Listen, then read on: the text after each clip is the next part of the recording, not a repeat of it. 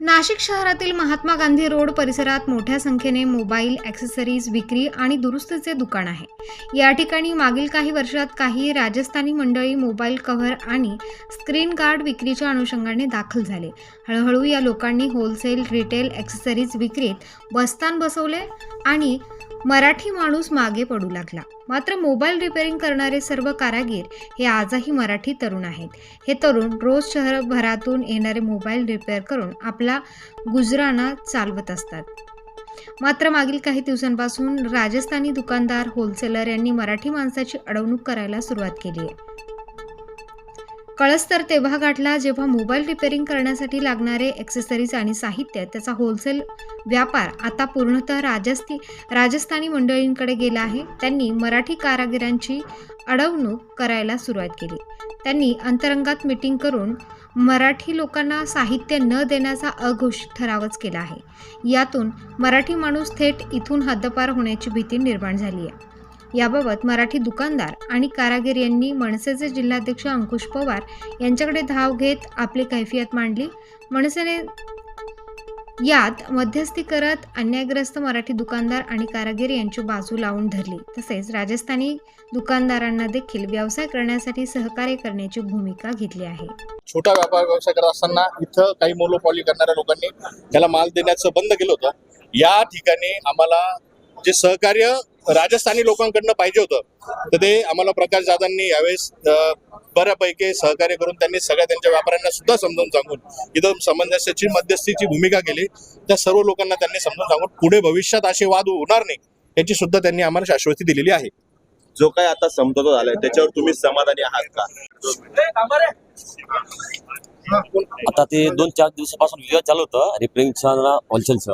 ते माझे होलसेलचं काम आहे. ते रिपेअरिंगचे काही छोटे मोठे दुकानदार आहे ते ॲक्सेसरीज पण विकतात रिपेअरिंग पण करतात. त्यांना सगळ्यांना सांगितलं आणि ते संपूर्ण चांगलं झालं. आता काही इश्यू नाही. ते रिपेअरिंग करणार का नाही ते आता बोट काढले ना वेगळं दुकान करा. तुम्ही करा रिपेअरिंग ते सेपरेट तुम्ही दुकान करा. ते ॲक्सेसरीजची दुकानामध्ये रिपेअर करू नका. नाही ते रिपेअरिंगचं दुकान त्यांना बंदच करायला हो लावलंय. हां ते बंद केलं ना. आता कोणाला रिपेअर दुकान करायचं तर फक्त रिपेअरिंगची दुकान करायचं. माझ्या रिपेअरिंग पण काम नाही. मी काय सांगतो यांच्या म्हणण्याचा अर्थ हे आम्ही 15 दिवसापासून ह्या व्यापारी लोकांना होलसेल व्यापारी लोकांना राजस्थानी लोकांना आम्ही प्रेमात भरपूर सांगून हात जोडून बघितलं सगळं समजून सांगितलं पण आजपर्यंत त्यांनी आमचं ऐकलं नव्हतं. तर आज आम्हाला मनसे जिल्हाध्यक्ष अंकुश पवार यांच्या मार्गदर्शनाखाली आज आम्हाला योग्य तो न्याय मिळालेला आहे आणि हा न्याय कायमस्वरूपी राहील ही आम्ही इच्छा व्यक्त करतो. आणि या पाठीमागे आपले सगळे तुम्ही बघाल हे 100, 150, 500, 600 लोक मराठी बेरोजगार तरुण हे रिपेअरिंग करत होते. आज त्यांना खूप समाधान वाटू राहिले. लेखी स्वरूपात पण तुम्ही काही घेणार? लेखी स्वरूपात आम्ही 500 रुपयाच्या बॉन्डवर त्यांच्याकडे लिहून घेणार आहे की राजस्थानी व्यापारी हे होलसेलच करतील, रिटेलमध्ये त्यांचं नाही राहणार. मध्ये मोठा वाद निर्माण झाला. आज आपण मध्यस्थी केली. काय नेमकी आपली मध्यस्थी होती? मध्यस्थी म्हणजे खरं तर मराठी व्यापाऱ्यांना इथे होलसेल व्यापाऱ्यांकडनं किंवा रिटेल व्यापारी जे करत होते यांच्याकडनं खूप मोठ्या प्रमाणात त्रास दिला जात होता की होलसेल व्यापारी करणाऱ्यांमधलेच काही लोक येऊन इथं रिटेलचा व्यवसाय करतील. ते कमी होतं म्हणून यांनी पुन्हा रिपेअरिंग पण चालू केली. यांचं होलसेल आणि रिटेल असल्यामुळं झालं असं की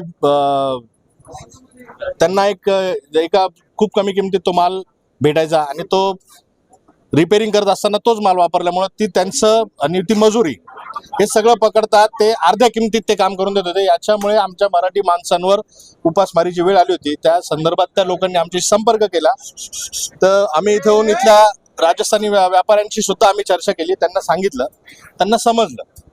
काही लोकांना नव्हतं समजलं. त्यांचे बोर्ड आम्ही स्वतः काढले आणि आता त्या सर्व लोकांनी असा सामंजस्याचा भूमिका घेतलेली की आपण एक रेट कार्ड बनवून घेऊ जेणेकरून होलसेल व्यापाऱ्यांनी रिटेल जरी केलं तरी त्याला तो माल त्याच भावात विकावा लागेल जेणेकरून आपल्या कुठल्याही मराठी माणसावर उपासमारीची वेळ येणार नाही. त्याचा धंदा किंवा त्याचा व्यवसाय जो त्यांनी वर्षानुवर्ष कितीतरी व्यापारी मी असे बघितले की ते 17 वर्षापासून त्यांचे दुकान येतं. फक्त माल एखादा व्यक्तीला भांडवल आणि त्याला त्याचे काही लोक जर कधी उचलून धरत असतील तर निश्चित मराठी माणसांना सुद्धा आम्ही उचलून धरू आणि आम्ही सुद्धा यांना आता ही शेवटची वेळ.